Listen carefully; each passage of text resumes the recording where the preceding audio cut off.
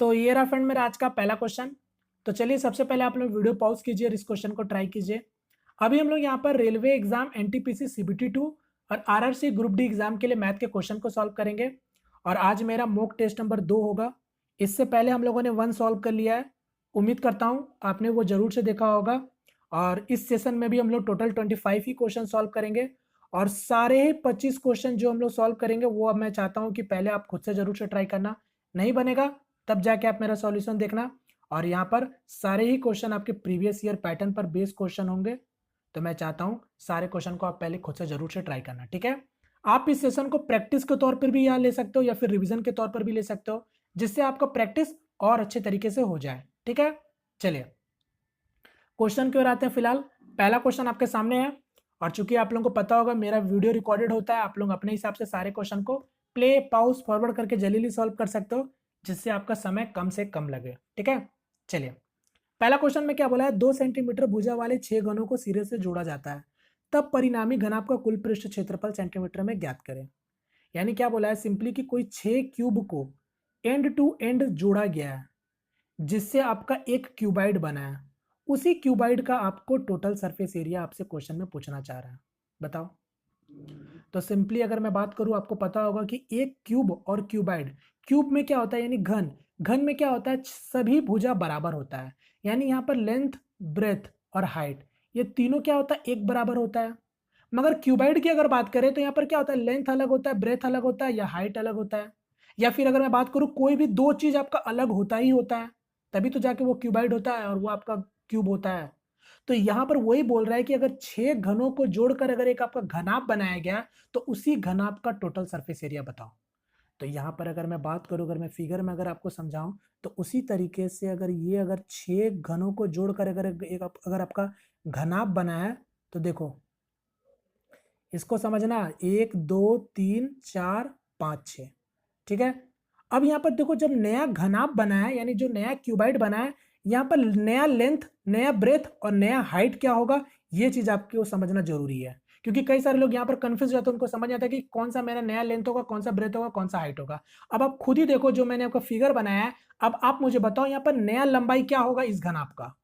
तो आपको पता है कि अगर एक भुजा 2-2 सेंटीमीटर का था, तो ये 2 का लंबाई होगा, ये भी 2 का होगा, ये भी 2, ये भी 2, ये भी 2, ये भी 2। तो कितना हो जाएगा टोटल, 2 4 6 8 10 12, यानी ये 12 हो जाएगा। अब बताओ चौड़ाई में कोई भी अंतर होगा क्या, नहीं, जो पहले चौड़ाई था अभी भी वही होगा 2, और हाइट में भी कोई चेंजेस नहीं होगा। तो बस ये मेरा नया लंबाई, नया चौड़ाई, नया ऊंचाई होगा। अब आपको पता है टोटल सरफेस एरिया का फॉर्मूला क्या होता है, टी से क्या होता है 2 times length breadth plus breadth height plus height length. Solve कर लो। तो लेंथ इंटू ब्रेथ कितना जाएगा, 12 2 24 प्लस 2 2 4 और फिर 12 2 24, यानी 24 24 48, 48 4 52 और 52 का डबल 104। तो जिनका भी ऑप्शन नंबर 3 आ रहा है करेक्ट है। बोलो क्लियर है। अब कभी कभी एग्जाम में आपको कंफ्यूज करने के लिए बोल देता है कि लेंथ के साइड से जोड़ा गया है या फिर ब्रेथ के साइड से जोड़ा गया है, मगर कंफ्यूज नहीं होना है। ये केवल कंफ्यूज करने के लिए बोला जाता है कि यहां से जोड़ा गया है, वहां से जोड़ा गया है। चीजें आपको समझना है कि क्या चीज बढ़ रहा है और क्या चीज आपका कांस्टेंट है। क्लियर है। चलिए नेक्स्ट क्वेश्चन कर बढ़ते हैं। नेक्स्ट क्वेश्चन इसको ट्राई करो जल्दी से। यहां पर क्या बोला है कि एक विद्यालय में छात्रों की संख्या का 65% लड़के हैं और शेष लड़कियां हैं। 40% लड़कियों की संख्या 15 वर्ष से अधिक है और 70% लड़कों की संख्या 15 वर्ष से कम है। 15 वर्ष से अधिक आयु के छात्रों की कुल संख्या 335 है। विद्यालयों में 15 वर्ष से कम आयु के छात्रों और छात्रों की कुल संख्या का बीच का अनुपात ज्ञात कीजिए। अब ये देखो क्वेश्चन में, क्वेश्चन का लेंथ पे मत जाओ, केवल क्वेश्चन का लेंथ है, बाद बाकी मतलब और कुछ भी नहीं है क्वेश्चन में।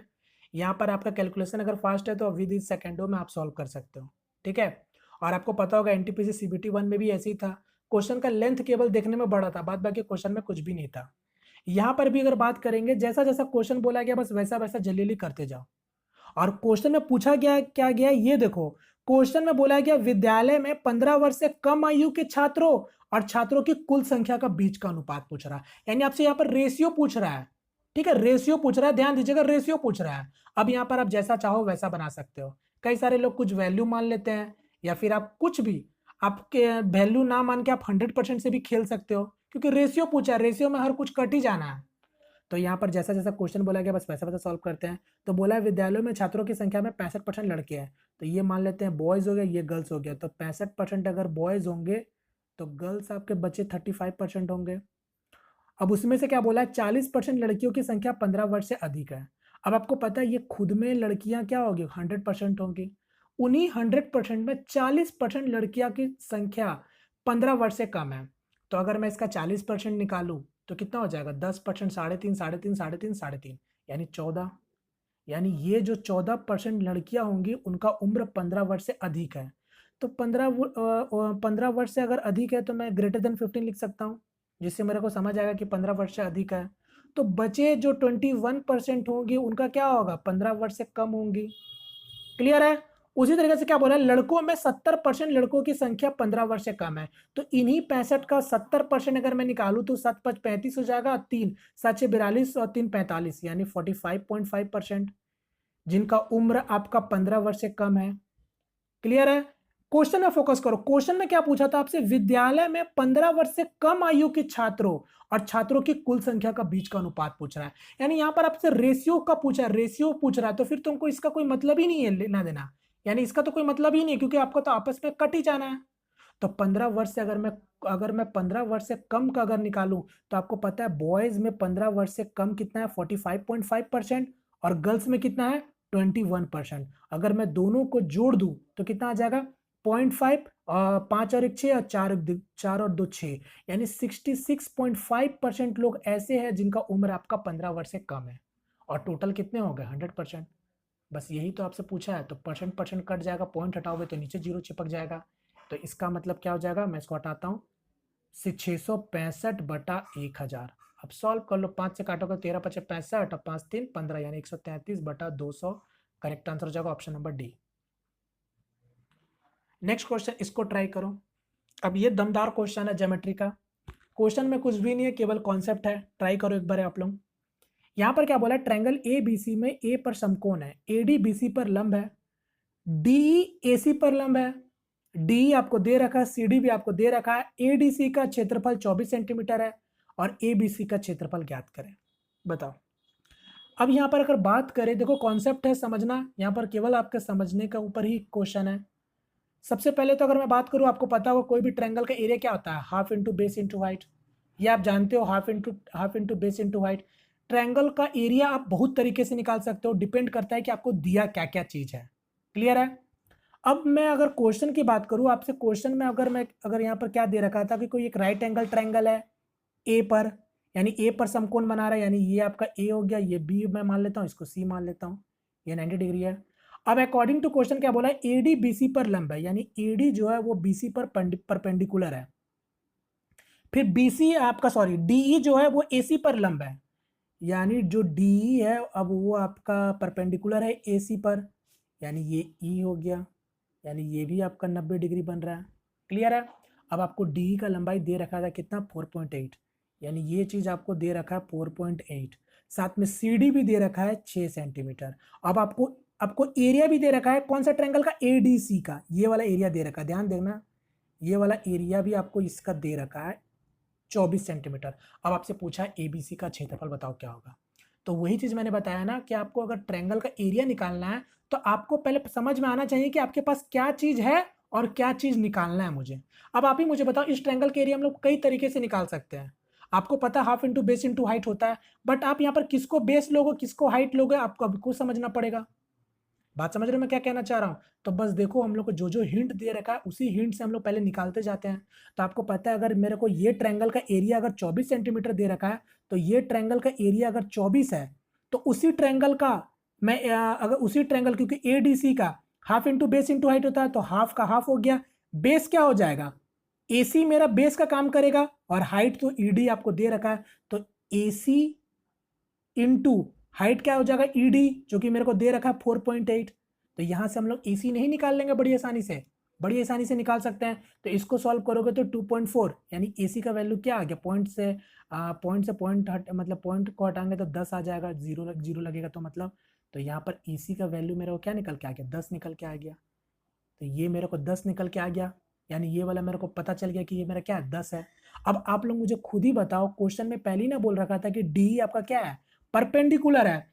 अब आप खुद ही देख के बताओ, अगर ये मेरा राइट एंगल ट्रायंगल है, क्योंकि यहां से भी आपको पता है अगर ये इसका ऊपर परपेंडिकुलर है तो एडीसी आपका क्या है, एक राइट एंगल ट्रायंगल है। अगर ये 6 है, ये 10 है, तो ये मैं नहीं बोल सकता हूं कि ये 8 होगा एडी, क्योंकि आपको पता है ट्रिपलेट है, साफ साफ दिख रहा है 6 10 8 के साथ ट्रिपलेट बनता है 6 8 10 का।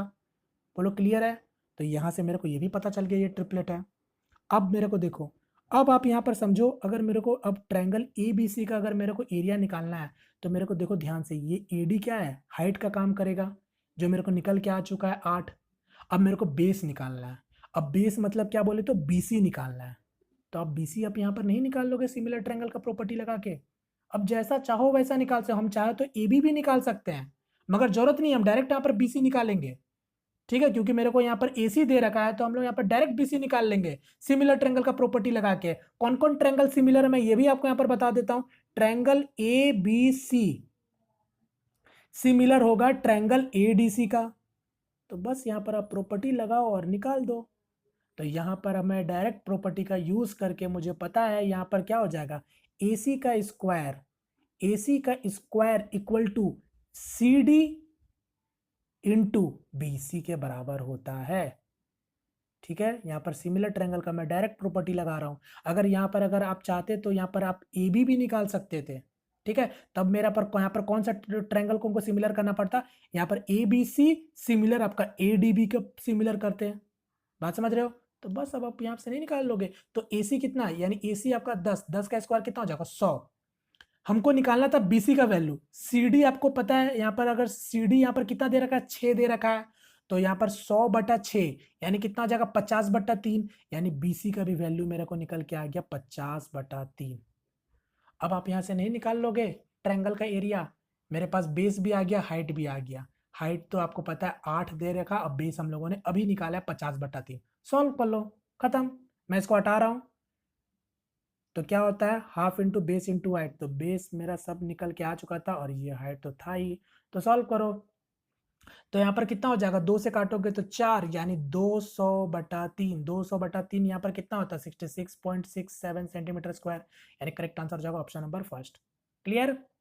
चलिए नेक्स्ट क्वेश्चन, इसको ट्राई करो जल्दी से। यहाँ पर बोला 16 और 25 का मध्य अनुपाती m है और m के साथ शुरू होने वाली 5 क्रमागत सम संख्याओं का औसत n है, तो n और 6 का मध्य अनुपाती ज्ञात कीजिए। चलो जल्दी से बताओ इसका आंसर क्या होगा। सबसे पहले आपको पता है कि अगर कोई भी दो नंबर अगर इसका मैं अगर मीन प्रोपोर्शनल अगर मैं x मान लूं तो इनके बीच में रिलेशन होता क्या है, a/x इक्वल टू, यानी a/x का रेशियो और x/b का रेशियो एक बराबर होता है। यानी आप सिंपली समझ सकते हैं एक्स स्क्वायर क्या होता है, AB होता है, यानी x इक्वल टू क्या होता है, √AB होता है। बोलो होता है ना। यानी अगर 16 और 25 का मध्य अनुपात अगर m है, तो यानी अगर m इक्वल टू क्या हो जाएगा मेरा, √AB हो जाएगा, यानी 16 गुना 25 हो जाएगा। यानी m का वैल्यू मेरा क्या हो जाएगा, 4 गुना 5 हो जाएगा। यानी मेरा मध्य अनुपात यानी m का वैल्यू क्या आ गया, 20 निकल के आ गया। बोलो क्लियर है ये सब सभी लोगों को?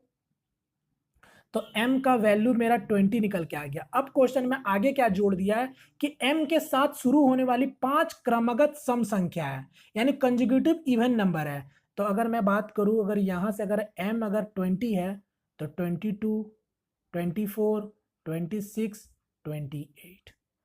बोलो क्लियर है? तो m के साथ शुरू होने वाली 5 क्रमगत संख्याओं का औसत n है। आपको पता है यही तो औसत, बीच वाला नंबर ही तो औसत है ना, क्योंकि तभी का डिफरेंस क्या है, सेम सेम है। यानी यही मेरा क्या हो गया, n के बराबर हो गया। तो आपसे पूछा था n और 6 का मध्य अनुपात ज्ञात करें, तो ये आपका n हो गया। ठीक है, n हो गया और आपका n और 6 यानी 24 और 6 का आपसे सिंपली पूछा है मीन प्रोपोर्शनल। तो आप नहीं बता दोगे तो कोई भी मैं मीन प्रोपोर्शनल x मान लेता हूं, तो x इक्वल टू क्या हो जाएगा, √24 गुना 6। तो 24 गुना 6 यहाँ पर कितना हो जाएगा 144, यानी 12 इसका करेक्ट आंसर हो जाएगा ऑप्शन नंबर क्या हो जाएगा, सेकेंड। क्लियर है? चलिए नेक्स्ट क्वेश्चन की ओर बढ़ते हैं जल्दी से। नेक्स्ट क्वेश्चन इसको ट्राई करो जल्दी से। यहां पर क्या बोला, एक वर्ग के कर्ण पर एक समबाहु त्रिभुज बनाया गया है, तो त्रिभुज और वर्ग का परिमाप का अनुपात क्या होगा, बताओ जल्दी से बताओ। देखो मेंसुरेशन में क्वेश्चन इससे ज्यादा हार्ड नहीं बनने वाले हैं। ठीक है, अगर आप ये सब क्वेश्चन बना पाते हो तो समझ लो मेंसुरेशन का ऑलमोस्ट जितना भी क्वेश्चन पूछा जाएगा आपसे एग्जाम में आप बना लोगे। ठीक है, यहाँ पर क्या बोला, एक वर्ग के कर्ण पर एक समबाहु त्रिभुज बनाया जाता है। यानी सबसे पहले अगर मैं बात करूँ, ये आपका एक स्क्वायर हो गया जिसका डायगोनल पर एक आपका इक्विलेटरल ट्रायंगल बनाया गया। तो सबसे पहले तो आपको पता होगा कि कोई भी स्क्वायर स्क्वायर का सभी भुजा बराबर होता है, यानी सभी साइड इक्वल होते हैं। उसका डायगोनल पर, ठीक है, उसी के डायगोनल पर आपका एक इक्विलेटरल ट्रायंगल बनाया गया। तो मैं मान लेता हूँ इस तरीके से इक्विलेटरल ट्रायंगल बनाया गया होगा। एक वर्ग के कर्ण पर एक समबाहु त्रिभुज बनाया गया है। ठीक है, अब क्या बोल रहा है, तो त्रिभुज, अब क्वेश्चन में क्या बोल रहा है, तो त्रिभुज और वर्ग का परिमाप का अनुपात क्या होगा। यानी आपसे रेशियो तो पूछ रहा है, उनके पेरीमीटर का रेशियो पूछ रहा है, पेरीमीटर का, यानी त्रिभुज और वर्ग का पेरीमीटर का रेशियो पूछ रहा है। अब देखो यहाँ पर आप खुद से कोई भी यूनिट, आप एक एक यूनिट भी मान के बना लो, या ए बी सी डी कोई भी वैल्यू भी मान के बना सकते हो। मेरे को, मैं मान लेता हूँ सिंपली, देखो रेशियो पूछ रहा है, फिर से मैं बता रहा हूँ रेशियो पूछ रहा है, रेशियो में तो सब कुछ कटना ही है। तो मैं सिंपली मान लेता हूँ कि मेरा भुजा, यानी अगर मेरा स्क्वायर का अगर भुजा मैं 1 मान लेता हूँ, यानी 1 यूनिट मान लेता हूँ, तो आप ही मुझे बताओ अगर इसका भुजा 1 होगा तो डायगोनल क्या होगा, √2 होगा। सीधा सीधा हिसाब है, 1 है तो ये √2 होगा। अब आपको पता है इक्विलेटरल ट्रायंगल का प्रॉपर्टी क्या होता है, तीनों भुजा बराबर होता है। तो अब बस सॉल्व करो ना। आपसे बोला था कि त्रिभुज, त्रिभुज का परिमाप, तो त्रिभुज का परिमाप यानी √2 यानी कितना हो जाएगा 3√2। और स्क्वायर का परिमाप आपको पता है, स्क्वायर का परिमाप यहाँ पर क्या हो जाएगा 1, तो ये हो जाएगा 1 1 1 सॉरी 1 1 1 कितना हो जाएगा 4 हो जाएगा।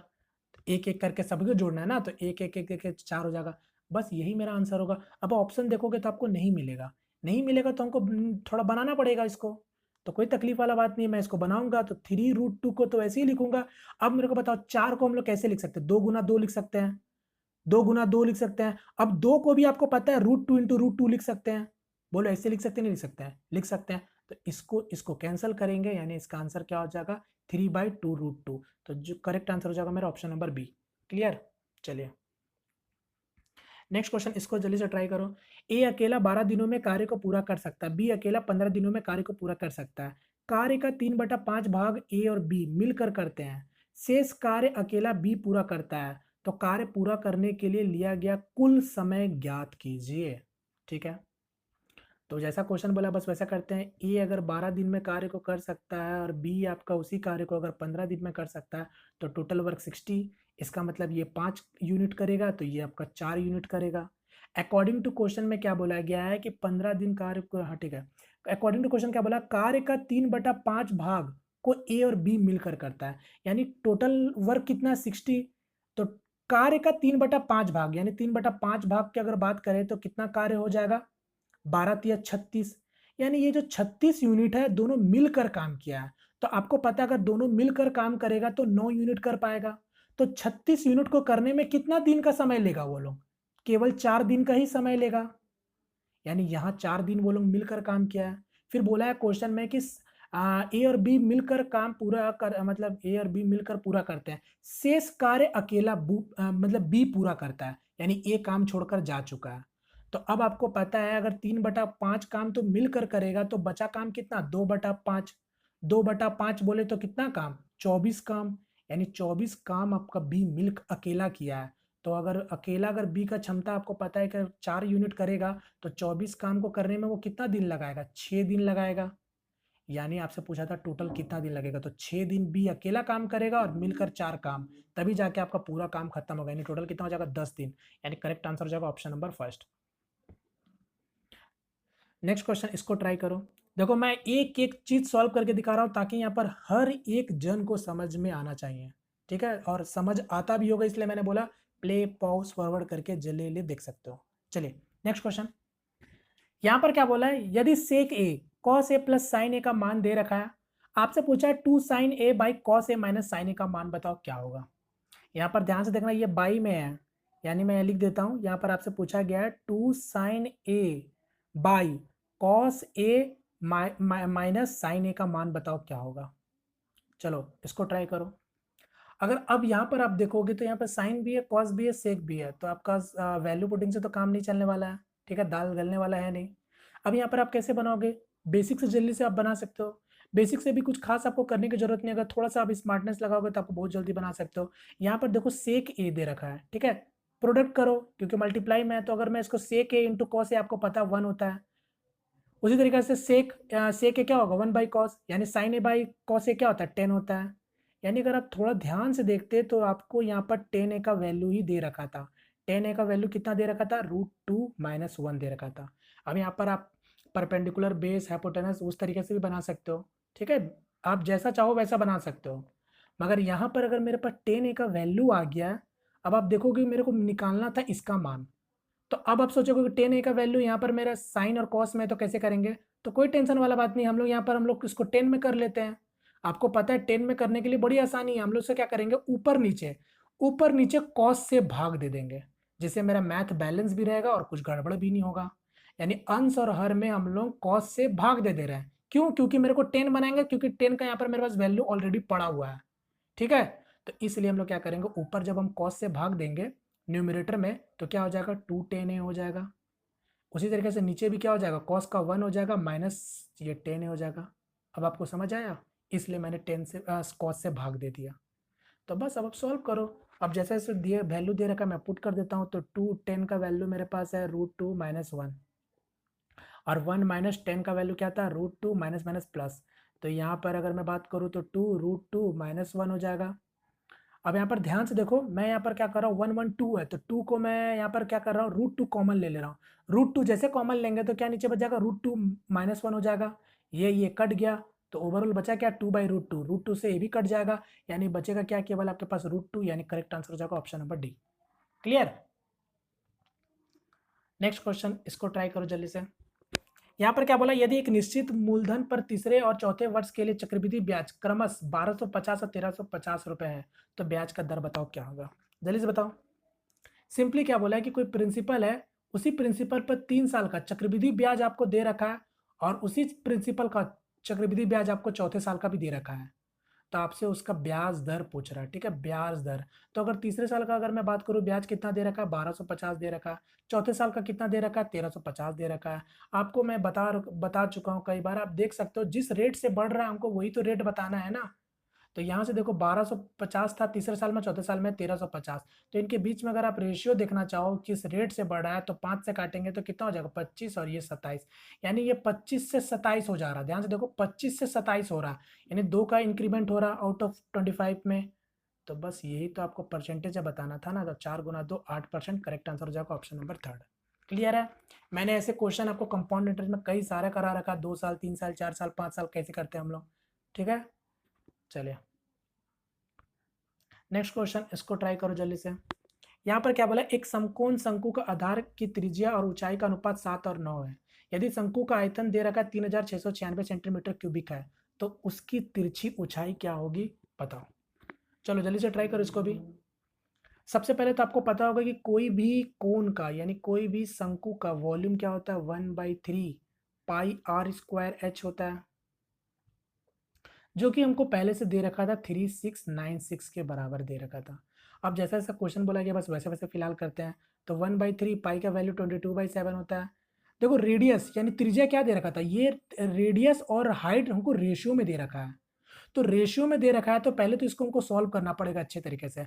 तो मैं इसको मान लेता हूँ कि ये 7x है और ये 9x है।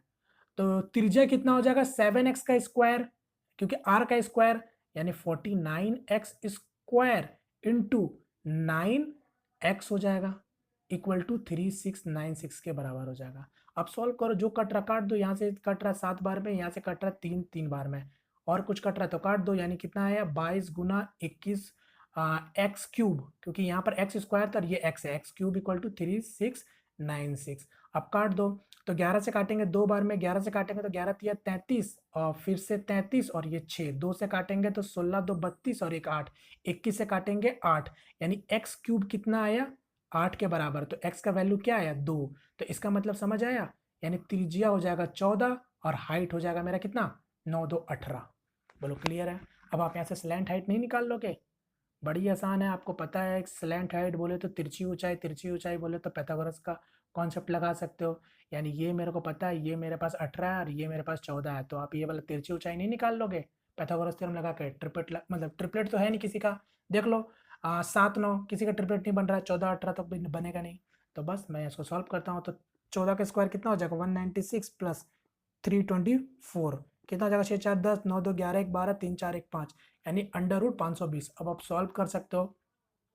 तो इसको मैं देख पा रहा हूँ, अगर मैं इसको देख पा रहा हूँ तो 130 गुना 4, 130 का तो कुछ नहीं कर सकते, 4 आपका बाहर निकल सकता है, तो 2 रूट अंडर रूट 130, तो करेक्ट आंसर हो जाएगा ऑप्शन नंबर डी। चलिए नेक्स्ट क्वेश्चन, इसको ट्राई करो जल्दी से। यहाँ पर क्या बोला, अमन जिस गति से मंदिर से लौटता है उसी गति से 20% से मंदिर जाता है। यदि पूरी यात्रा के दौरान औसत गति 10 किलोमीटर प्रति घंटा है तो मंदिर जाते समय अमन की गति क्या थी।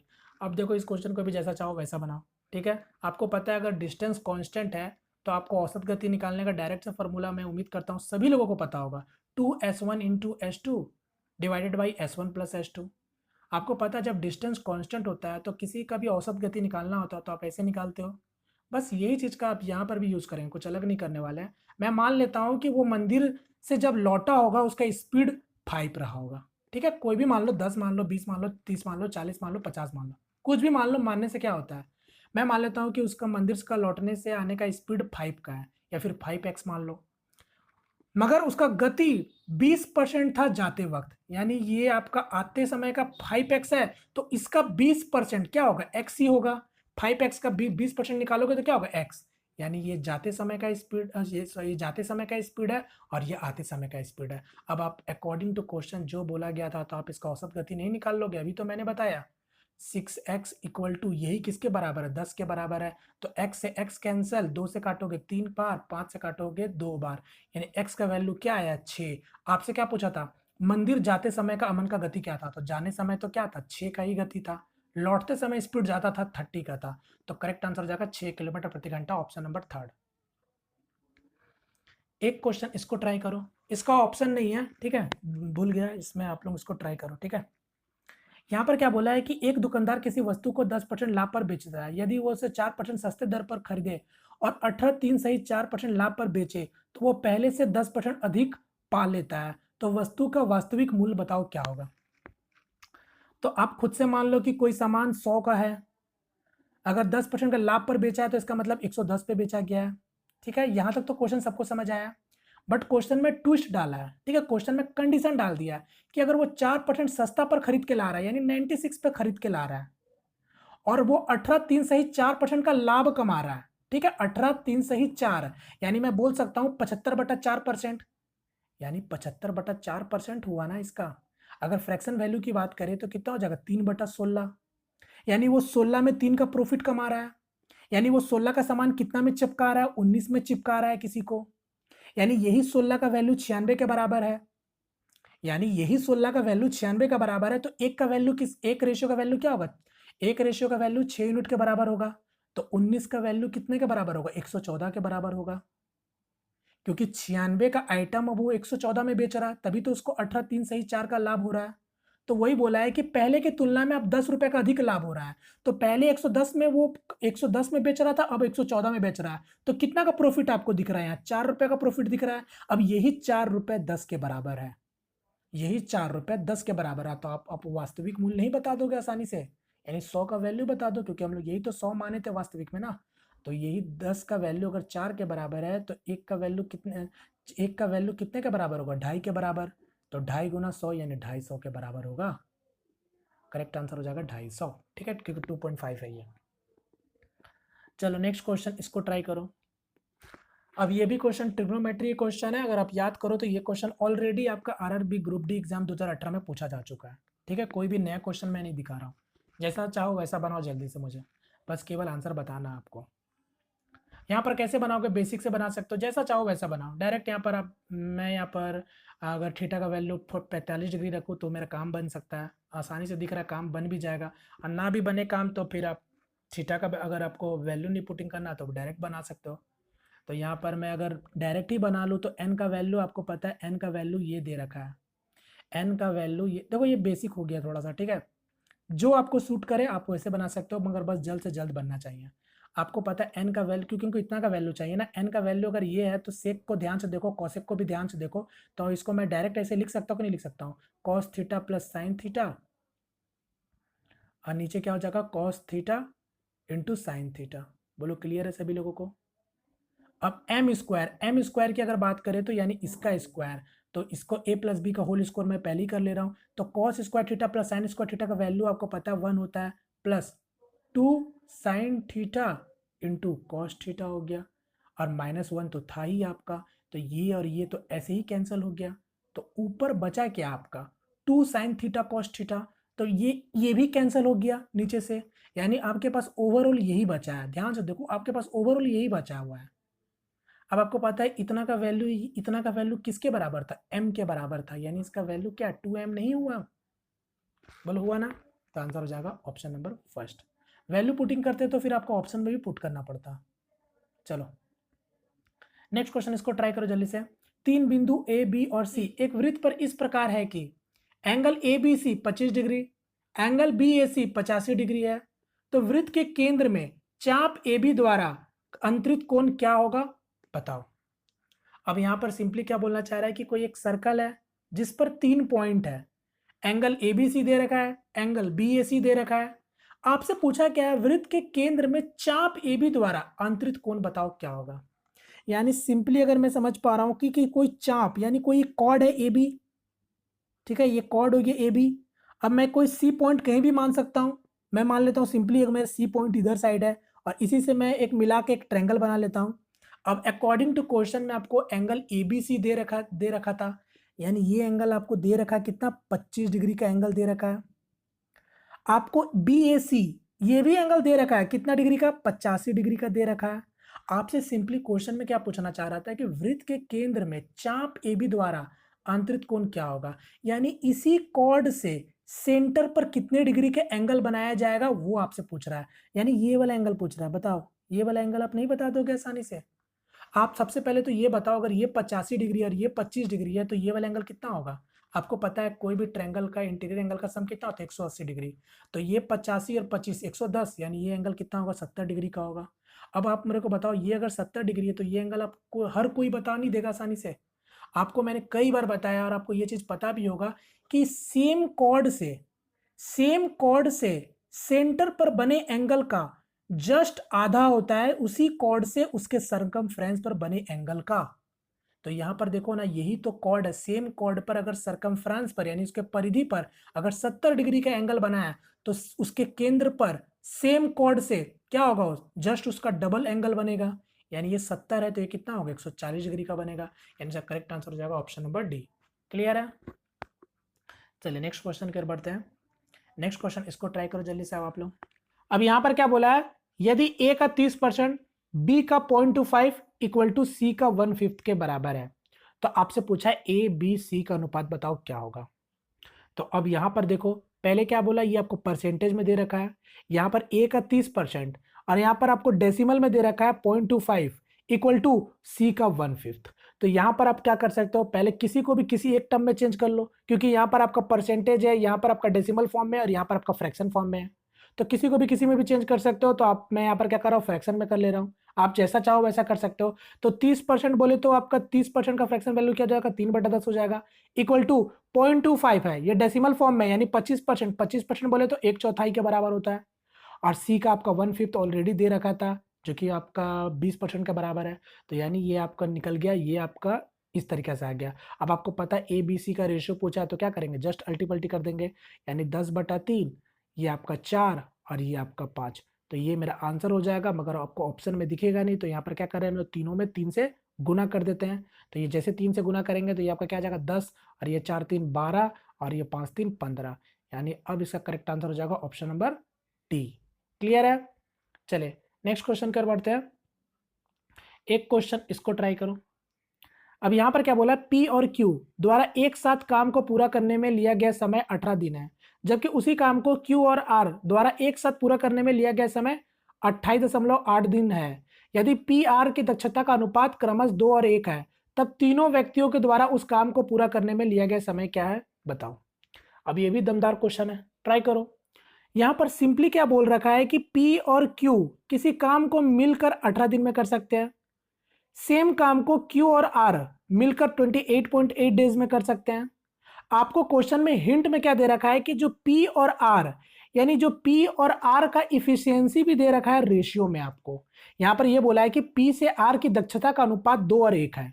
इसका मतलब ये आपको इन लोगों का इफिशियंसी का रेशियो दे रखा है। इसका मतलब अगर आपका P 2 यूनिट काम करेगा तो R आपका 1 यूनिट काम करेगा। तो इसी रेशियो में ये आपका इसका इन लोगों का इफिशियंसी का रेशियो भी आपको हिंट में दे रखा है। बात समझ रहे हो? तो आपसे पूछा है कि बताओ तीनों लोग अगर मिलकर काम करेंगे तो कितने दिन में काम खत्म होंगे। तो यहाँ पर अगर मैं सिंपली बताऊँ, अगर आप थोड़ा सा स्मार्टनेस दिखाओगे तो आप डायरेक्ट पहले आप टोटल वर्क इजीली निकाल सकते हो। तो एलसीएम ले लेते हैं, तो ये आपका 144 हो जाएगा, यहाँ पर 18 अट्ठे और यहाँ पर आपका 5 बार में हो जाएगा। अब देखो, हमको पता है कि P और R के बीच में जो इफिशियंसी है वो 2 और 1 का है। अब आप वैल्यू आप डायरेक्ट से सेटिस्फाई करवा सकते हो कि यहाँ पर P और R का वैल्यू होगा क्या, क्योंकि इसी रेशियो में है तो इसी रेशियो में होना है। अब आप ध्यान से देखो, अगर P और Q मिलकर अगर 8 काम करेगा और Q और R मिलकर 5 यूनिट काम करेगा, और आपको पता है कि P आपका क्या है, R का डबल है, क्योंकि डबल इफिशियंसी से काम कर रहा है। तो इसका मतलब आपको पता चल गया कि जो P होगा वो कहीं ना कहीं आपका R से ज्यादा काम करेगा। R से ज्यादा काम करेगा तो मेरे को बताओ P का वैल्यू क्या क्या हो सकता है? 2 और 1 हो सकता है, या फिर आपका 4 और 2 हो सकता है, क्योंकि इसी अनुपात में हो रहा है ना। या तो फिर 6 और 2 हो सकता है, सॉरी 6 और 3 हो सकता है ना। यानी अब आपका इसी इफिशियंसी से काम चलने वाला कहीं ना कहीं, और तो आपका होने को है नहीं। अब आप ध्यान से देखो, क्योंकि 4 2 6, देखो यहाँ पर देखो 6 3 9, क्योंकि आपको पता है ये 8 आपका मैक्सिमम है तो यहीं तक खत्म हो जाएगा। अब आप डायरेक्ट दिख रहा है साफ साफ कि अगर मैं P का वैल्यू अगर 6 रख दूं तो मुझे R का वैल्यू 3 रखना पड़ेगा। अब आप देख लो, यहां पर आपका 5 यूनिट काम कर रहा था, यानी Q आपका 2 यूनिट काम करेगा, तो यहां पर आप कितना काम करेंगे? यहां पर भी Q को 2 रखना पड़ेगा। तो देखो 6 2 8 ये भी होल्ड हो गया, और 3 2 5 ये भी होल्ड हो गया। तो इसका मतलब आपको पता चल गया कि P आपका 6 यूनिट काम करेगा तो R आपका 3 यूनिट काम करेगा, और यहां से आपका कौन बच गया? Q आपका 2 यूनिट काम करेगा। खत्म। आपसे पूछा था तीनों मिलकर कितने देर में काम खत्म करेंगे? तो 6 3 9 2 11, यानी 144/11। तो आंसर हो जाएगा ऑप्शन नंबर डी। क्लियर है? देखो ये अगर आप इतना चीजें समझोगे ना तो इतना कुछ करना ही नहीं, डायरेक्ट आपको वैल्यू निकाल के बताना है। बात समझ रहे हो? चलिए नेक्स्ट क्वेश्चन की ओर बढ़ते हैं। एक क्वेश्चन इसको ट्राई करो, ट्रिग्नोमेट्री का। यहां पर आपको इसको फाइंड करना है। अब इसको भी आप जैसा चाहो वैसा बना सकते हो। यहां पर देखो ये कॉट 20 डिग्री है, ठीक है, और ये प्रोडक्ट में है, ये आपका ब्रैकेट में है, और ये इससे मल्टीप्लाई होने को है। तो आप इसको सिंगल सिंगल भी सॉल्व कर सकते हो या फिर डायरेक्ट एक साथ भी कर सकते हो। तो यहाँ पर अगर मैं आपको बताऊं, मैं उम्मीद करता हूँ कि आपको बेसिक सब पता होगा, ठीक है। टेन से कॉट पे कैसे जाते हैं, या फिर आपका कॉसेक से साइन में कैसे जाते हैं, या फिर सेक में कैसे जाते हैं, ये सब मैं उम्मीद करता हूँ ये सब आपको बेसिक में पता होना चाहिए। तो यहाँ पर अगर मैं डायरेक्ट अगर आपको दिखाऊं तो देखो ध्यान से, ये कॉट 70 डिग्री है, ठीक है। तो आपको पता है मैं टेन 20 डिग्री लिख सकता हूँ, क्योंकि आपको पता होना चाहिए, यही चीज मैंने बताया कि कॉट 90 माइनस थीटा क्या होता है? टेन थीटा होता है। तो बस ये कॉट 70 डिग्री है तो इसका जगह पे क्या हो सकता है? टेन 20 डिग्री हो सकता है, ठीक है। अब ध्यान से देखना, ये कॉस स्क्वायर 20 डिग्री है। अब आप देखो ये कॉट का जब मल्टीप्लाई हम लोग इसमें करेंगे तो आपको पता है टेन और कॉट क्या होता है? Tan theta into cot theta का प्रोडक्ट क्या होता है? ऑलवेज 1 होता है। तो आपको बचा क्या है यहाँ पर? कॉस स्क्वायर 20 डिग्री बचा। यानी मैंने पहले इसको इसके मल्टीप्लाई किया तो मेरे को बचा क्या? कॉस स्क्वायर 20 डिग्री बचा, ठीक है। Cos square 20 degree. बस फिर उसके बाद यहाँ से जब हम लोग सॉल्व किए तो मेरा बचा क्या? Cos square 20 degree. अब यहाँ पर बात करेंगे फिर से कॉट 20 थीटा को अब इसमें मल्टीप्लाई करना पड़ेगा। अब ध्यान से देखो, यहां पर भी वैसे ही कुछ करेंगे हम लोग। यहां पर देखो ये क्या है? बाई में है, 1/, तो 1/10 थीटा है, तो 10 थीटा को हम लोग क्या लिख सकते हैं? कॉट थीटा लिख सकते हैं, आपको पता है। तो कॉट 70 डिग्री आएगा। कॉट 70 को फिर हम लोग क्या लिख सकते हैं? 10 20 डिग्री लिख सकते हैं, अभी आपको मैंने बताया। तो ये भी 10 20 डिग्री हो गया, और ये आपका 1/कोसेक स्क्वायर थीटा है, ठीक है। तो ये क्या हो जाएगा? Sine square theta. तो ये साइन स्क्वायर थीटा को मैं ऐसे ही यहाँ पर छोड़ दूंगा, ठीक है, और ये 20 डिग्री हो जाएगा। बोलो क्लियर है? तो कॉट का जब मल्टीप्लाई फिर से करेंगे तो ये क्या हो जाएगा? Tan theta into cot theta 1 हो जाएगा। यानी घुमा फिरा के आपके पास बचा क्या? Cos square theta plus sine square theta. Angle दोनों जगह बराबर है तो इसका वैल्यू क्या होता है? ऑलवेज 1 होता है। यानी करेक्ट आंसर हो जाएगा option number 3। Clear? Next question इसको ट्राई करो। यहां पर क्या बोला, एक वॉशिंग मशीन का मूल्य 40,000 रुपए है।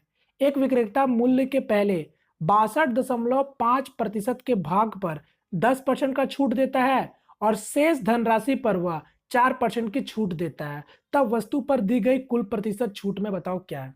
चलो अब इसको भी ट्राई करो, ये भी दमदार क्वेश्चन है। अब इसको भी आप जैसा चाहो वैसा बना सकते हो। एक तो बेसिक जो आप नॉर्मली 40,000 का आप पहले 62.5% निकालोगे, फिर बचा जो रिमेनिंग परसेंट होगा उस पर अलग डिस्काउंट और उस पर अलग डिस्काउंट काउंट करोगे। ये हो गया बेसिक, जो मैं नहीं बोलता हूं कि आप वैसे बनाओ, या फिर आप वैसे भी बनाते हो तो अगर जल्दी बना लेते हो तो भी कोई टेंशन वाली बात नहीं है। तो आप समझ गए कि कोई वॉशिंग मशीन का जो मूल्य है वो 40,000 रुपए है। क्वेश्चन में क्या बोला है कि एक विक्रेता मूल्य के पहले 62.5% के भाग पर 10% का छूट देता है। तो सबसे पहले अगर आप 62.5% का फ्रैक्शन वैल्यू की बात करो तो आपको पता है, ये सब दिमाग में होना चाहिए कि 50% प्लस 12%। 50% का पता है आपको हाफ होता है और 12% का आपको पता है 1/8 होता है। इसको सॉल्व करोगे तो 5/8 आ जाएगा। ठीक है, यानी 62.5% का फ्रैक्शन वैल्यू क्या होता है, 5/8 होता है। अब 5/8 का मतलब क्या हुआ, यही चीज मैं समझाना चाहता हूं। 5/8 का मतलब क्या हो गया, ये टोटल प्राइस हो गया। टोटल प्राइस में 5 यूनिट पर 10% का डिस्काउंट मिल रहा है, यानी ये 5 यूनिट यहां हो गया और बचा 3 यूनिट यहां हो गया। इस 5 यूनिट पर 10% का डिस्काउंट मिला है और इस 3 यूनिट पर 4% का डिस्काउंट मिला है। ध्यान से देखो, क्वेश्चन यही बोल रहा है और आपसे पूछा वस्तु पर दी गई कुल प्रतिशत क्या होगा। अब आप जैसा चाहो वैसा बना सकते हो। आपको पता है अगर 5% का, अगर पांच यूनिट का अगर हम 10% निकालेंगे तो क्या आएगा मेरा, क्या आएगा बोला, बताओ मेरे को। 0.5 होगा। 0.5 होगा कि नहीं होगा। उसी तरीके से अगर अगर हम 3 यूनिट का 4% निकालेंगे तो क्या होगा, 0.12 होगा। अगर आप देखोगे तो टोटल यहां पर डिस्काउंट मिला कितना, ध्यान से देखो, अगर आप यहां पर देखोगे टोटल डिस्काउंट मिला कितना यहां पर, तो 50 और 12 कितना हो गया, 62, यानी 0.62 का डिस्काउंट मिला कितने में, आउट ऑफ 8 में। यही चीज तो आपसे पूछा था, कितना टोटल डिस्काउंट मिला है। आप नहीं सॉल्व कर लोगे, पॉइंट हटाओगे तो ऐसे ही आपका ये 100 खत्म हो जाएगा, यानी 62/8।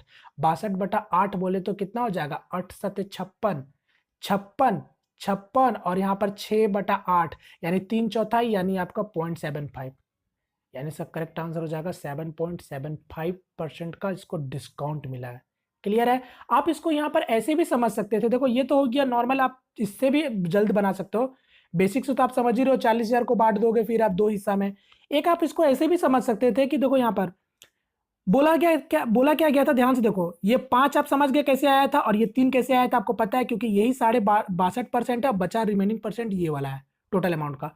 आप ऐसे भी समझ सकते थे, अगर इसमें 10% का डिस्काउंट मिला और इसमें 4% का डिस्काउंट मिला है, तो 4% का डिस्काउंट, तो यहां पर 10% का डिस्काउंट है, यहां पर 4% का डिस्काउंट है, यानी ओवरऑल की बात करेंगे 4% का डिस्काउंट तो होगा ही होगा, क्योंकि पता है 4% यहां है और यहां पर 10% है, तो 4% तो होगा ही होगा।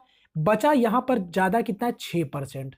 यही 6% अगर बात करोगे तो यहां पर अगर डिविजन देखोगे तो 6×5 = 30, क्योंकि 6% बच गया अभी भी आपका, तो 6×5 = 30। अब यही 30 आपका कितना, 8 में बटेगा, तो यहां से भी करोगे तो कितना हो जाएगा, 30/8 अगर आप सॉल्व करोगे तो कितना आ जाएगा, 8×3 = 24, यानी 3.75।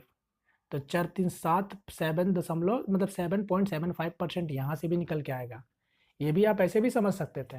ठीक है, चलिए नेक्स्ट क्वेश्चन की ओर बढ़ते हैं। यहां पर भी मीन का ही कॉन्सेप्ट लग जाएगा। चलिए नेक्स्ट क्वेश्चन, इसको ट्राई करो।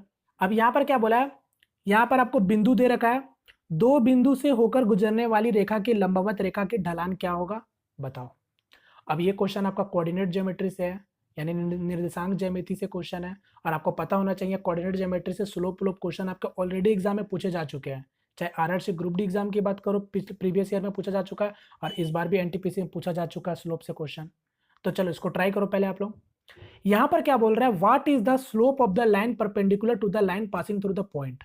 यानी कोई 2 बिंदु है, 2 बिंदु से गुजरने वाली एक सीधी रेखा है, इसी सीधी रेखा पर एक आपका लंबवत रेखा है, यानी एक कोई परपेंडिकुलर लाइन है, आपसे उसी परपेंडिकुलर लाइन का ढलान पूछ रहा है, यानी स्लोप पूछ रहा। ये आपका क्वेश्चन है, बताओ। अब आपको मैंने बड़ी अच्छे से कोऑर्डिनेट ज्योमेट्री में आपको अच्छे तरीके से बताया कि स्लोप किस तरीके से निकालते हैं, या फिर इक्वेशन से कैसे हम लोग स्लोप निकालते हैं, या फिर आपको अगर पॉइंट दे दे तो कैसे हम लोग स्लोप निकालते हैं, या फिर हम लोग कैसे हम लोग इक्वेशन बनाते हैं। ये सारा कुछ मैंने बड़ी अच्छे तरीके से आपको बता रखा है। तो यहाँ पर अगर मैं कॉन्सेप्ट की बात करूँ तो आपको पता होगा कि कोई भी दो रेखा, कोई भी दो लाइन अगर आपस में एक दूसरे का परपेंडिकुलर है, ठीक है, अगर कोई भी दो रेखा अगर आपस में एक दूसरे का लंबवत है, तो यहां पर आपको पता होना चाहिए दोनों का स्लोप क्या, दोनों का स्लोप का प्रोडक्ट क्या होता है, ऑलवेज रिजल्ट आपका क्या देता है, -1 के बराबर देता है। बोलो क्लियर है कि नहीं, ये -1 के बराबर होता है। इसका मतलब अगर मैं सिंपली समझाऊं, अगर मान लो ये वाला जो ये आपका जो रेखा है, सीधी रेखा, अगर आप इसका ढाल, अगर आप इसका ढाल मान लो निकालते हो m1, ठीक है, अगर ये इसका ढाल अगर m1 है तो इसका ढाल क्या होगा, ये नीचे वाले का रेखा का स्लोप क्या होगा, तो जस्ट इसी का रेसिप्रोकल नेगेटिव में होगा, यानी माइनस में 1/m1 होगा। ये चीज तो मैंने बताया, अगर कोई भी दो रेखा अगर आपस में परपेंडिकुलर है तो उन दोनों का प्रोडक्ट का रिजल्ट क्या आएगा, हमेशा -1 के बराबर आएगा। अब देख लो, यानी m1 इंटू इसको मल्टीप्लाई करोगे तो क्या आएगा, -1/m1, तो कट के क्या बचा, -1 बचा कि नहीं बचा। तो यही चीज आपका कॉन्सेप्ट क्या बोलता है कि अगर कोई भी दो रेखा अगर आपस में परपेंडिकुलर है तो उन दोनों का स्लोप का प्रोडक्ट क्या होता है, ऑलवेज -1 होता है। और दूसरा केस में बात करेंगे, अगर कोई भी दो रेखा आपस में अगर समांतर है, यानी आपस में अगर पैरेलल है, तो फिर दोनों का स्लोप क्या होगा, सेम होगा। यानी अगर इसका m1 है तो ये आपका भी क्या होगा, m1 ही होना चाहिए, ठीक है। या फिर हम ऐसे ही बोलते हैं m1 = m2 होता है, अगर दो रेखा आपस में अगर आपका पैरेलल है तो। क्लियर है, उम्मीद करता हूं सभी लोगों को समझ आया होगा। तो बस अब आप यहां पर भी देखो, क्वेश्चन में अब आपको क्या दे रखा था, सिंपली क्या बोला था कि कोई दो पॉइंट से आपका एक रेखा गुजर रही है, ठीक है, जो कि आपको पॉइंट भी दे रखा है, और बोला है कि इस रेखा का ढाल बताओ। अब आप मेरे को बताओ, अगर हम इस रेखा का ढाल निकाल ले तो इसका भी आसानी से निकाल सकते हैं। अभी तो मैंने बताया उसको रेसिप्रोकल करके माइनस कर देंगे, नेगेटिव कर देंगे, वही हो जाएगा मेरा इस लाइन का आपका स्लोप हो जाएगा। बोलो क्लियर है। अब यहां पर मेन चीज है कि अब दो पॉइंट से हम लोग स्लोप कैसे निकालते हैं। अब ये भी चीज मैंने आपको कई बार बता रखा है, और ये सब बेसिक चीज है कि अगर कोई भी दो पॉइंट से अगर कोई एक लाइन गुजर रहा है, ठीक है, मान लो ये x1 पॉइंट है और ये आपका एक y1 पॉइंट है, और ये आपका x2 पॉइंट है और ये आपका y2 पॉइंट है, ठीक है। तो कोई भी दो पॉइंट से अगर कोई एक लाइन गुजर रहा है, अगर आपसे पूछ ले कि स्लोप कैसे निकालेंगे, तो डायरेक्ट फॉर्मूला क्या होता है, y1 - y2 by x1 - x2, या फिर आप इसको ऐसे भी कर सकते हो, y2 - y1, नीचे क्या हो जाएगा फिर x2 - x1। ध्यान दीजिएगा, आप अगर ऊपर में y1 - y2 कर रहे हो तो नीचे भी x1 - x2 ही करना, वरना गड़बड़ हो जाएगा। या फिर अगर y2 - y1 कर रहे हो तो नीचे भी आपका x2 - x1 होना चाहिए। तो बस किसी भी दो पॉइंट से अगर आपको लाइन अगर स्लोप निकालना हो तो डायरेक्ट फॉर्मूला क्या होगा, y2 - y1 by x2 - x1। Clear है। तो बस अब हम लोग नीचे वाले लाइन का आपको पता है, ये मैं इसको हटाता हूं। अब आपको पता है कि मेरे को जब दो पॉइंट ऑलरेडी जब दे रखा था, मान लो कि ये -5 और ये आपका 1 है, और यहाँ पर आपका -2 और ये 0 है। तो अब तो हम लोग इस लाइन का बड़ी आसानी से स्लोप निकाल सकते हैं, यानी ढाल निकाल सकते हैं। तो बस मैं यहाँ पर डायरेक्ट सॉल्व कर ले रहा हूँ। तो किसी को भी करना याद रखना, y2 - y1 तो नीचे भी x2 - x1 ही लेना है। तो यहाँ पर क्या है, मेरा y2 में 0 है, तो ये 0 y2 - y1, यानी यहाँ पर क्या है, -1 है। उसी तरीके से x2 लेंगे तो x2 में क्या है, -2 है, और माइनस का माइनस प्लस हो जाएगा, यानी आपका 5 हो जाएगा। इसको सॉल्व करोगे तो क्या आ जाएगा, -1 और नीचे आपका 3, यानी कितना आया मेरा इस लाइन का स्लोप, -1/3 आया। अब मेरे को बताओ, -1/3 अगर इसका स्लोप है, यानी इस वाले लाइन का अगर स्लोप -1/3 है, तो मैंने क्या बताया था, इसका स्लोप क्या होगा, इसका रेसिप्रोकल, यानी उल्टा करके नेगेटिव। तो ये ऑलरेडी अगर मैं इसको उल्टा करूं तो ये क्या हो जाएगा, 1/3 का 3 हो जाएगा, और नेगेटिव से नेगेटिव कैंसिल होकर फिर ये पॉजिटिव बन जाएगा, यानी इसका स्लोप क्या हो जाएगा, 3 हो जाएगा, यानी करेक्ट आंसर हो जाएगा ऑप्शन नंबर बी। बोलो क्लियर है। अब आप देख सकते हो दोनों का प्रोडक्ट अगर आप करोगे 3 गुना -1/3, तो रिजल्ट में आया कि नहीं, -1। क्लियर है। तो इसी तरीके से निकालना था। तो उम्मीद करता हूं यहाँ पर एक एक चीज मैंने बताया और आपको समझ भी आया होगा। चलिए नेक्स्ट क्वेश्चन, इसको ट्राई करो। 37 पेड़ के इस प्रकार के एक सीधी रेखा में लगाया जाता है जिससे किसी भी दो क्रमागत पेड़ों के बीच की दूरी समान है। एक कार को 13वें पेड़ तक पहुंचाने में 20 सेकंड का समय लगता है, तो अंतिम पेड़ तक पहुंचने में उसे कितना और समय लगेगा बताओ। चलो जल्दी से ट्राई करो। ऐसे ही क्वेश्चन, इसी से मिलता जुलता क्वेश्चन आपको याद हो अगर तो एनटीपीसी सीबीटी 1 में पूछा गया था, ठीक है। कोई ग्राउंड पर पेड़ लगे हैं, फिर आपको बताना था पेरीमीटर इस तरीके से। तो बट फिलहाल आप इसको ट्राई करो। अब देखो सबसे पहले अगर मैं बात करूं, क्या बोला, 37 पेड़ planted in a straight line. अब आपको पता है यहां पर देखो स्ट्रेट लाइन है, यही कंफ्यूज करने के लिए आपको एग्जाम में जो अभी एनटीपीसी का हुआ था ना, वहां पर आपको स्क्वायर में आपको पेड़ लगाए गए थे। ये तो स्ट्रेट लाइन है, यहाँ तो सिंपल सा कॉन्सेप्ट लगता है। आपको पता है अगर कि सीधी रेखा में अगर पूरा लगातार एक एक मतलब कि लगातार डिस्टेंस में, मतलब सेम डिस्टेंस में आपका पेड़ अगर रोपा गया, मतलब लगाया गया, तो पहले अगर मैं अगर कॉन्सेप्ट की बात करूं, अगर मैं बोलता हूं अगर आपसे कि अगर 3 पेड़ लगे हैं एक लाइन में, तो कितने गैप बनते हैं? 2 गैप बनते हैं।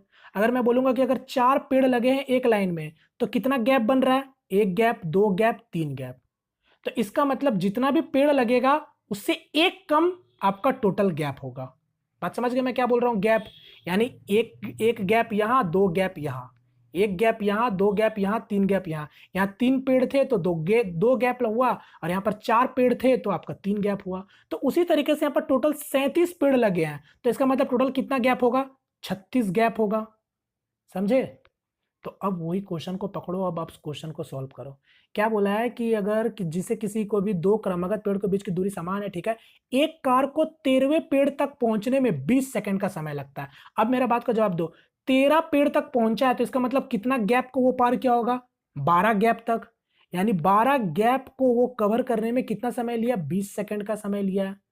मेरे से पूछा है क्या है कि अंतिम पेड़ तक पहुंचने में उसे कितना समय लगेगा। अभी मैंने बताया टोटल 37 अगर ट्री है तो टोटल कितने गैप होंगे? 36 गैप होंगे। और 36 गैप में से आपको पता है 12 गैप तो वो 20 सेकंड ले ही चुका है। अब आपको टोटल समय आपको बताना है, यानी अंतिम पेड़ तक पहुंचने में उसे कितने और समय लगेंगे। अच्छा, कितने और समय लगेंगे, तो अब आपका टोटल गैप कितना बच गया? 24 गैप बच गया। तो अब आप कैलकुलेशन कर सकते हो कि 12 गैप में अगर उसको 20 सेकंड लगा है तो 24 गैप में कितना समय लगेगा? जस्ट डबल, यानी 40 सेकंड। यानी करेक्ट आंसर हो जाएगा ऑप्शन नंबर बी। क्लियर है? उम्मीद करता हूं सभी लोगों को समझ आया होगा। चलिए नेक्स्ट क्वेश्चन की ओर बढ़ते जल्दी से। एक क्वेश्चन इसको ट्राई करो। अब ये क्वेश्चन आपका सीरीज का क्वेश्चन है, और आपको पता होना चाहिए एनटीपीसी सीबीटी एग्जाम में ऑलरेडी आपके सीरीज से क्वेश्चन पूछे जा चुके थे भर भर के, और उसके लिए मैंने एक स्पेशल वीडियो भी बनाया था जब एग्जाम आपका चल रहा था। तो अगर आप मेरा हर वीडियो फॉलो कर रहे हो तो आपको याद होगा। तो बस इसको भी सॉल्व करो। यहाँ पर भी आप डायरेक्ट से आपको बस देखना है कि सीरीज ये पैटर्न में चल रहा है या नहीं चल रहा है। पहला काम आपका यही होता है कि पहले देख लो सीरीज ये आपका एक पैटर्न में है या नहीं है। तो आप यहाँ पर देखो 2 से 5 हो रहा, 5 से 8 हो रहा, 8 से 11, सभी में 3-3 का डिफरेंस आपको दिख रहा है। और दूसरा जो काम होता है, मेन काम, जो देखो जहां पर सीरीज खत्म हो रहा है वहीं से सीरीज स्टार्ट भी हो रहा है। 5 पे खत्म, 5 से स्टार्ट, 8 पे खत्म, 8 से स्टार्ट। यानी आपका सीरीज चल रहा है आपका। जब सीरीज चल रहा है तो डायरेक्ट आप फॉर्मूला पुट कर दो। मैं आपको बता चुका हूं, शॉर्ट ट्रिक बोलो या फिर कुछ भी बोलो, फॉर्मूला क्या बोलता है आपका? 1 बाई डिफरेंस, ठीक है, 1 by first term minus 1 by last term, यही होता है फॉर्मूला। पुट करो और आंसर निकालो। डिफरेंस क्या है? जो नंबरों के बीच में डिफरेंस है। ध्यान से देखो नंबर के बीच में कितना कितना का डिफरेंस दिख रहा है? 3-3 का डिफरेंस दिख रहा है। ध्यान से देखो 3-3 का डिफरेंस दिख रहा है, तो 1/3 हो जाएगा। फर्स्ट टर्म यहां पर मेरा क्या आएगा? फर्स्ट टर्म हम इसको बोल रहे हैं ये 2 को, क्योंकि ये मेरा 2 आपका फर्स्ट टर्म आ जाएगा। तो फर्स्ट टर्म मेरा 2 आ जाएगा, तो 1/2 हो जाएगा। माइनस लास्ट टर्म मेरा कौन सा आएगा? 29। तो बस सॉल्व कर लो। तो यहाँ पर अगर आप सॉल्व करोगे तो देखो, तो 2 और 29 का एलसीएम ले लोगे तो कितना हो जाएगा? 58। तो ये आपका कितना हो जाएगा? 29, और 29 में 2 जाएगा 27, और ये आपका 1/3 था। काट देंगे तो कितने बार में? 9। यानी इसका करेक्ट आंसर हो जाएगा 9/58। तो करेक्ट आंसर हो जाएगा ऑप्शन नंबर डी। क्लियर है? आपको बेसिक में भी मैं आपको कई बार बता चुका हूँ, और आपको ध्यान भी दिख भी रहा है। ये सब कुछ कट जाता है, सिर्फ पहला नंबर और लास्ट नंबर ही आपका बच जाता है, और बाद बाकी जो नंबर का डिफरेंस होता है ये हम लोग उसको बाहर लिख लेते हैं। क्लियर है? उम्मीद करता हूं सभी लोगों को समझ आया होगा। चलिए नेक्स्ट क्वेश्चन की ओर बढ़ते हैं। बेसिक केवल समझ के लिए होता है, वैसे करना नहीं होता है, ठीक है। चलिए नेक्स्ट क्वेश्चन इसको देखो। अब ये आपका एक सिंप्लीफिकेशन है, जो मैं चाहता हूं कि आप लोग इसको होमवर्क में मुझे आप कमेंट करके बताना, ठीक है। और एक बार में कोशिश करना बनाने का, एक बार में ही आंसर निकालने की कोशिश करना, ठीक है। कमेंट करके बताना, देखते हैं किसका आंसर आता है। चलिए नेक्स्ट क्वेश्चन की ओर बढ़ते हैं। एक क्वेश्चन इसको ट्राई करो जल्दी से। एक्स का मान आपको बताना है यहाँ पास, जल्दी से सॉल्व करो। तो यहाँ पर देखो 3/4 है, 4/3 है, और यहाँ पर भी 3/4 है, और एक्स का मान बताना है। तो यहाँ पर अगर आप देख रहे हो तो 3/4 है, ये बेस सेम आपको दिख रहा होगा। यहाँ पर 4/3 है, तो इसको हम लोग अल्टी पल्टी कर लेते हैं। तो यहाँ पर क्या करेंगे, 4/3 है तो 3/4 करेंगे तो पावर में क्या होगा, वो भी आपका नेगेटिव से पॉजिटिव बन जाएगा क्योंकि अल्टी पल्टी हो चुका है। तो -7 का क्या हो जाएगा, +7 हो जाएगा, क्योंकि 4 3 था ना, तो 3 4 कर दिए, जैसे ये भी आपका माइनस से प्लस हो गया या फिर प्लस से माइनस हो जाता। इक्वल टू यहाँ पर क्या हो जाएगा, 3/4 ऑलरेडी था। अब आप जानते हो बेस सेम है तो हम लोग क्या करते हैं, तो 7 3 10, यहाँ पर 10 आ चुका है और यहाँ पर आपका 2x है, तो x का वैल्यू क्या आएगा मेरा, 5 निकल के आएगा। तो जिनका भी आंसर 5 आया करेक्ट है। चलिए नेक्स्ट क्वेश्चन कर बढ़ते हैं। नेक्स्ट क्वेश्चन इसको ट्राई करो जल्दी से। फाइंड द लार्जेस्ट नंबर, सबसे बड़ा कौन सा नंबर होगा इसमें, बताओ जल्दी बताओ। यहाँ पर भी अगर आप देखोगे तो आप बता सकते हो डायरेक्ट से भी, बट अगर बनाने की बात करो तो आपको पता है ये क्यूबिक में है, तो 4 के पावर में क्या हो जाएगा, 1/3 हो जाएगा। उसी तरीके से 6 है, ये आपका 1/4 हो जाएगा। उसी तरीके से ये 15 है तो पावर में क्या हो जाएगा, 1/6 हो जाएगा। और उसी तरीके से ये 245 है तो पावर में क्या हो जाएगा, 1/12 हो जाएगा। अब आपको पता है हम बेस को तो कॉमन नहीं कर सकते हैं, बट पावर को कॉमन जरूर से कर सकते हैं। हम लोग बेस को तो कॉमन बराबर नहीं कर सकते हैं, मगर पावर को तो हम लोग कर ही सकते हैं। हम लोग क्या कर रहे हैं, पावर क्या करेंगे, पावर पावर ध्यान से देखो, 1/3 1/4 1/6 1/12, हम लोग कुछ भी करेंगे ना पावर में करेंगे तो सभी में आपका जो भी आप ऑपरेशन का यूज करो, आप चाहे प्लस करो माइनस करो, सभी के पावर में आप अगर इक्वली करोगे तो कोई भी रिजल्ट में फर्क आपका नहीं पड़ने वाला है। तो यहाँ पर देखो 1/3 1/4 1/6 1/12, हम लोग क्या करते हैं 3 4 6 12 का एलसीएम लेंगे तो 12 आएगा, यानी सभी के पावर में 12 से हम लोग क्या करेंगे, गुना कर देंगे। जैसे पावर में गुना करेंगे तो ये क्या आ जाएगा, 1/3 12 से गुना करेंगे तो ये आपका 4 बन जाएगा, ये आपका 3 हो जाएगा। ठीक है, 1/4 को 12 से गुना करेंगे तो 3 हो जाएगा। 15 का ये आपका क्या हो जाएगा, 2 हो जाएगा, और ये 245 हो जाएगा। अब आप देख सकते हो नंबर आसान से बन गया। अब आप बता सकते हो कौन सा नंबर छोटा है और कौन सा बड़ा है। तो 4 का पावर में ये आपका 16 यानी 256 हो जा रहा। इतना का वैल्यू आपको पता है 216 होता है, इतना का वैल्यू 225 होता है, और इतना का वैल्यू 245। तो सबसे बड़ा नंबर कौन सा, 256, यानी सबसे जो छोटा दिखने वाला नंबर ही आपका बड़ा हो गया, यानी करेक्ट आंसर हो जाएगा ऑप्शन नंबर फर्स्ट। क्लियर है। नेक्स्ट क्वेश्चन कर बढ़ते हैं। नेक्स्ट क्वेश्चन इसको भी ट्राई करो। ये सब क्वेश्चन श्योर शॉर्ट है, जो आपको एग्जाम में देखने मिलेगा, मतलब मिलेगा, मतलब मिलेगा। ठीक है, फिर से बता रहा हूँ, नंबर सिस्टम के क्वेश्चन ये सब आने ही आने हैं, तो इसका जल्दी से सॉल्व कर लो। ये किससे विभाज्य है आपको बताना है। तो आपको पता है 3 का पावर में 11 है, 12 है, 13 है, 14 है। तो 3 के पावर में अगर हम 11 कॉमन ले ले तो बचेगा यहाँ पर क्या, 1 बचेगा, यहाँ पर 3 बचेगा, और यहाँ पर 3 के पावर में 2 बचेगा, और ये 3 के पावर में आपका 3 बचेगा। बस यही कॉन्सेप्ट ही है। तो 3 का यहाँ पर क्या हो गया, वैल्यू 1 हो गया, यहाँ पर 3 हो गया, यहाँ पर 9 हो गया, और यहाँ पर 27 हो गया। ठीक है, 27 हो गया। देखो 3 का पावर में 11 का तो हम लोग कुछ नहीं करेंगे, बट इसको हम लोग जोड़ लेते हैं। 9 3 12 और 1 13, और 13 और 27 कितना हो जाएगा, 40 हो जाएगा। यानी 3 के पावर में 11 इंटू 40। तो ये नंबर किससे डिविजिबल है, आप थोड़ा देख के बताओ तो मेरे को। आप देखो 7 को क्या इससे, इसको इसको आप छोड़ दो क्योंकि ये प्रोडक्ट में है ना नंबर।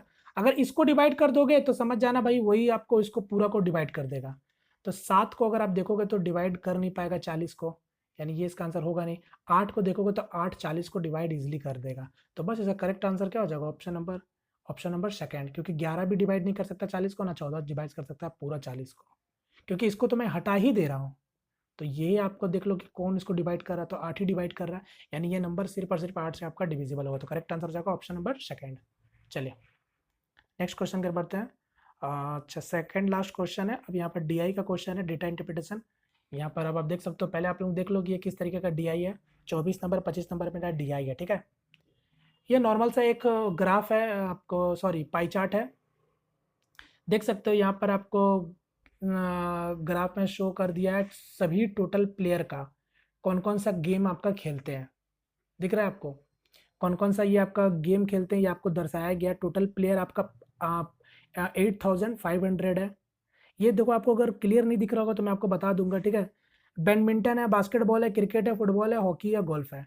तो ये बैडमिंटन है। परसेंटेज अगर आपको ना दिखे तो माफ़ी चाहूँगा, बस आपको आइडिया के लिए आपको दिखा दे रहा हूँ कि ऐसे ऐसे एग्जाम में पूछे जाता है, जो मैंने आपको मॉक टेस्ट में रख दिया है। ये 19% है, ये 15% है, ये 10% है, 14% है, 5% है। क्वेश्चन की ओर आते हैं, डायरेक्ट फोकस करते हैं क्वेश्चन की ओर। क्वेश्चन देखो, क्वेश्चन में क्या बोला है कि फुटबॉल के खिलाड़ियों की संख्या और बास्केटबॉल के खिलाड़ियों की संख्या का क्या अंतर है, अंतर पूछा है। तो मेरा फोकस क्या है, फुटबॉल। फुटबॉल में अगर परसेंटेज की बात करें तो यहाँ देखो ये फुटबॉल है, जल्दी से आप लोग बता दो, ये 10% है यहाँ पास है। अच्छा ऑप्शन भी नहीं है ना, कोई बात नहीं। फुटबॉल में 10% है, और आपका किसका बोला था, फुटबॉल, फुटबॉल और आपका बास्केटबॉल। तो बास्केटबॉल कहाँ आपको दिख रहा है, यहाँ दिख रहा है बास्केटबॉल, ये 19% है। ठीक है, तो आपसे प्लेयर का डिफरेंस पूछा था, तो देखो 19% है और ये 10% है, तो इसके मतलब ये इसमें कितना का डिफरेंस आपको दिख रहा है, 9 का डिफरेंस दिख रहा है, यानी 9% का अंतर है। तो यही 9% आप इसका निकाल लो 8500 का, यानी इसका आंसर क्या हो जाएगा 85 × 9, यही प्लेयर का भी अंतर होगा। बात खत्म। चलिए नेक्स्ट क्वेश्चन देखेंगे, लास्ट क्वेश्चन, इसको ट्राई कर लो। यहाँ पर क्या बोला, बास्केटबॉल में खिलाड़ियों की संख्या बैडमिंटन में खिलाड़ियों की संख्या का लगभग कितना प्रतिशत है, प्रतिशत में बताना है। देखो इसका काम आपको पता है, कब इसका काम होता है, जब कोई एग्जैक्ट डेटा पूछता है ना कितना है नहीं है, तब इसका काम आता है। बाद बाकी रेशियो सब में इसका कोई लेना देना है भी नहीं। यहाँ पर भी वही है, परसेंटेज में भी इसका कोई लेना देना है नहीं आपको। बास्केटबॉल में खिलाड़ियों की संख्या, बास्केटबॉल में खिलाड़ियों की संख्या कितना थी, 19%। और बैडमिंटन में कितना खिलाड़ियों की संख्या है, 37%। ठीक है, तो वही बोल रहा है कि number of player in basketball is approximately what percentage number of players in badminton. तो बास्केटबॉल का पूछ रहा है, बास्केटबॉल कितना परसेंटेज है आपका बैडमिंटन का। तो अगर बात करें बास्केटबॉल 19% है, और बैडमिंटन वाले 37% है। तो अप्रोक्स की अगर बात करें तो आप देखो ना, इसका डबल दिख रहा है कि नहीं दिख रहा है, ये इसका डबल दिख रहा है कि नहीं दिख रहा है, मतलब ये इसका डबल है, तो ये कितना परसेंट होगा, इसका 50% ही होगा अप्रोक्स में अगर बात करें, क्योंकि 38 होता है तो 50% हो जाता है। तो करेक्ट करेक्ट इसका आंसर क्या जाएगा, अप्रोक्स में 50% के लगभग लगभग, तो इसका आंसर जाएगा 50%। ठीक है, तो चलिए, तो इसी के साथ मेरा ये वाला जो सेट था ये खत्म होता है। उम्मीद करता हूँ फ्रेंड्स आपको सेशन पसंद आया होगा। तो इसी तरीके से बस आप लोग जितना हो सके प्रैक्टिस करो, जितना हो सके प्रैक्टिस करो। ठीक है, मैं मानता हूँ कि मेरा वीडियोस बहुत लेट लेट में आ रहे हैं, बट आप लोग भी समझने की कोशिश कीजिए क्यों लेट में आ रही है। रिस्पॉन्स आप लोगों का जिस तरीके से मुझे मिलता है, बस उसी तरीके से मैं भी काम कर पाता हूँ। मैं उम्मीद करता हूँ कि आप अच्छे तरीके से रिस्पॉन्स करोगे, तो मैं भी अपने तरफ से पूरा बेस्ट आपको देने का पूरा कोशिश करूँगा। ठीक है, बाद बाकी सारा खेल आपका प्रैक्टिस पर है, आप जितना प्रैक्टिस करोगे आप उतना ही निखरोगे। ठीक है, चलिए फिलहाल आपस में वीडियो को वाइंड अप करते हैं। मिलते हैं फ्रेंड किसी नेक्स्ट वीडियो में, तब तक के लिए जय हिंद जय भारत।